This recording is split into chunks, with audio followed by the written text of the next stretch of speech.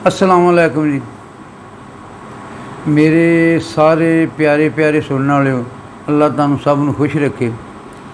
तो अज जी ना हर बंदा जोड़ा ना जिमें अनवर मसूद साहब ने बड़े साडे उच्च पद्धर के शायर, उन्होंने एक शेर होवे पई तकसीर किसी दी दुख पिया कोई जरदा है, भुल चुक आउंदी अखियां कोलों दिल जरमाने भरदा है।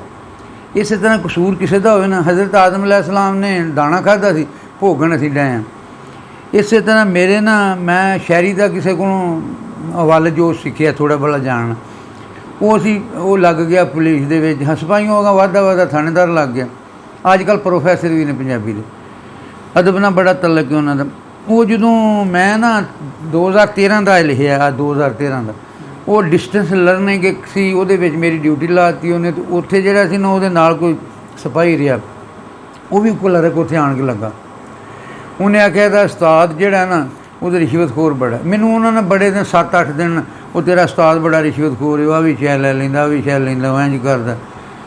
तो मैं बड़ा तंग आ के ना, मैं कि शेर दे विच ही बंदा अपना साड़ कढ़ सकदा।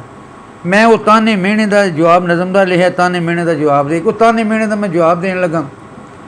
वो उदों की लिखी नज़म मेरे अगे आ गई है। तो शौकत आंदा कभी पुरानी सुना दिया कर, तो तुहानू पसंद आ जाए तो ठीक है, ना आए तो बस दरगुजर कर लिया। ताने मिहने का जवाब है। रिश्वतखोर है बड़ा उस्ताद तेरा, ताने नित लोकी मैनू मारदे ने, छाण बूरा भी लभे तो लै लैंदा, सोहणे कम उस सोहनी सरकार दे ने, जे कोई करे हधार तो कर लैंदा, जे कोई करे हधार तो कर लैंदा, हुंदे सौदे ये खास इतबार दे ने, चंगा चोखा ते किसे दे सिरों खाना, चंगा चोखा ते किसे दे सिरों खाना, कारनामे उस बाग करदार दे ने, ते सौं रब दी मेरा कसूर कोई नहीं। रिश्वतखोर ना मैं बनाया है, पुछो उन्हां तो जाके तुसीं अनवर थानेदार जिन्ना उन्होंने लाया है, पुछो उन्हां तो जाके तुसीं अनवर थानेदार जिन्ना उन्होंने लाया है। खुदा हाफिज़।